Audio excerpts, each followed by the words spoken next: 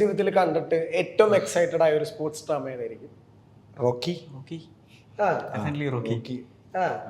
ശരിക്കും ഇപ്പൊ ദാവീദ് ചെയ്യുമ്പോ ഈ സ്പോർട്സ് ഡ്രാമ നമുക്ക് എപ്പോഴും ഭയങ്കര എക്സൈറ്റ്മെന്റ് ഉണ്ടാവില്ല ചെറുപ്പത്തിലെ ഈ ഒരു നായകന്റെ കൂടെ നിൽക്കുന്ന സ്പോർട്സ് ഡ്രാമകൾ കാണാൻ വേണ്ടിയിട്ട്, അല്ലെങ്കിൽ ആ ജോണറിൽ വരുന്നിട്ടില്ല. ശരിക്കും ഈ ദാവീദ് കൈ കൊടുക്കുമ്പോ ഈ ഒരു ഭയങ്കര ആയിട്ടുള്ള ഒരു ആഗ്രഹം ഉണ്ടാവില്ല, ജീവിതത്തിൽ ചെയ്യാൻ ആഗ്രഹം ഉണ്ടായിരുന്ന ഒരു ജോണർ ചെയ്യാൻ പോവാണെന്നുള്ള എക്സൈറ്റ്മെന്റ് ഉണ്ടായിരുന്നു. ഉറപ്പായിട്ടുണ്ടായിരുന്നു. പിന്നെ അതിലും അതായത് ദാവീദിൽ എനിക്ക് ഏറ്റവും ഇഷ്ടപ്പെട്ടതെന്ന് പറഞ്ഞു കഴിഞ്ഞാൽ ഇതിലെ ഒരു ഫാമിലി ഇമോഷൻ.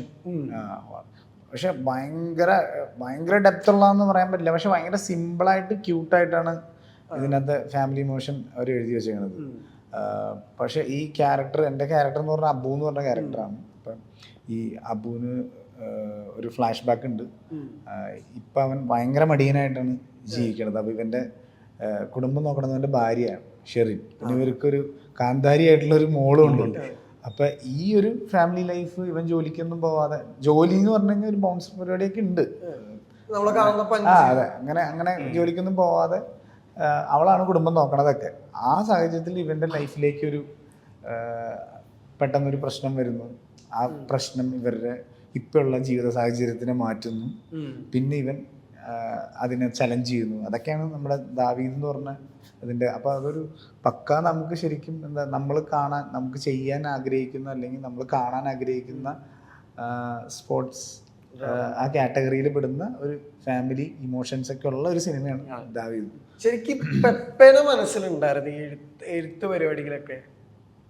എഴുത്ത് പരിപാടിയല്ല, നമ്മൾ ആ കഥയും കാര്യങ്ങളും എല്ലാം സെറ്റായി കഴിയുമ്പോൾ നമ്മൾ ഇത് ഏത് നടൻ ചെയ്യും എന്നുള്ള ചോദ്യം നമുക്കുണ്ട്. നമ്മൾ ഇതുമായിട്ട് ഷിബു ബേബി ജോൺ, അച്ചുവും ആണ് ഇതിനകത്ത് വൺ ഓഫ് ദ പ്രൊഡ്യൂസേഴ്സ്. അപ്പോൾ നമ്മൾ അച്ചുവിൻ്റെ അടുത്തും ഷിവസാറിൻ്റെ അടുത്തും സംസാരിക്കുമ്പോൾ നമ്മളിങ്ങനെ ആൻ്റണി എന്നുള്ളൊരു ഓപ്ഷൻ നമ്മളുടെ സൈഡിൽ നിന്ന് വെക്കുന്നു.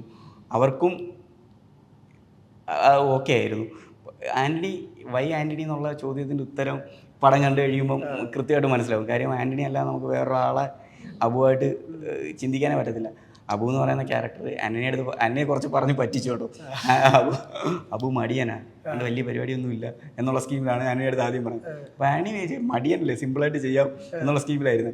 പക്ഷേ ഈ മടിയന് വേണ്ടിയിട്ട് പുള്ളി ഡയറ്റ് ഫോളോ ചെയ്യേണ്ടി വന്നു, ബോക്സിങ് ട്രെയിൻ ചെയ്യേണ്ടി വന്നു. പുള്ളി ജിമ്മ്, നമ്മുടെ പ്രൊഡ്യൂസറായ അച്ചുവും സുഖു എന്ന് പറഞ്ഞ ഒരുമിച്ച് ഇവർ കൂടെ താമസിക്കുകയായിരുന്നു. അപ്പം പുള്ളി ഇടം വലം തിരിയാൻ വിടാതെ നമ്മൾ ദാവീദിന് വേണ്ടി മോൾഡ് ചെയ്തെടുത്തത്. പക്ഷേ പുള്ളി നന്നായിട്ട് കഷ്ടപ്പെട്ടു. അത് നിങ്ങൾക്ക് പടത്തിൽ കാണാൻ പറ്റും.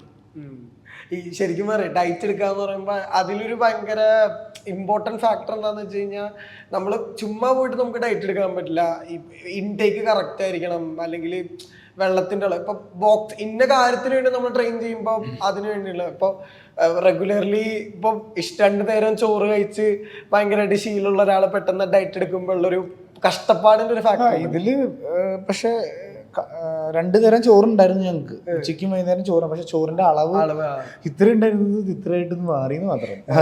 പിന്നെ കറികളിലെല്ലാം നമുക്ക് ചിക്കൻ ബ്രസ്റ്റിന്റെ കറി ആയിരിക്കും, അല്ലെങ്കിൽ പിന്നെ ഫിഷ്, അതൊക്കെ അളന്നിട്ടാണ്. പിന്നെ അതിനകത്ത് എണ്ണയുടെ ഇത് കറക്റ്റ് അളന്ന് വളരെ കുറച്ച് യൂസ് ചെയ്യാൻ പാടുള്ളൂ. അത് വെച്ചിട്ടൊരു കറി ഉണ്ടാക്കുക, അത് കഴിക്കാം. ഈ ഗ്യാപ്പിൽ വീട്ടിൽ പോകുമ്പോൾ എങ്ങനെയാ? വീട്ടിൽ പോകുമ്പോൾ ചിലപ്പോൾ ഒരു ചെറിയൊരു കഷ്ണം എടുത്ത് വായിലെടുത്ത് ഒരു സമാധാനത്തിന് വേണ്ടി, ടേസ്റ്റ് അറിയാൻ വേണ്ടി, അത്രേ ഉള്ളൂ.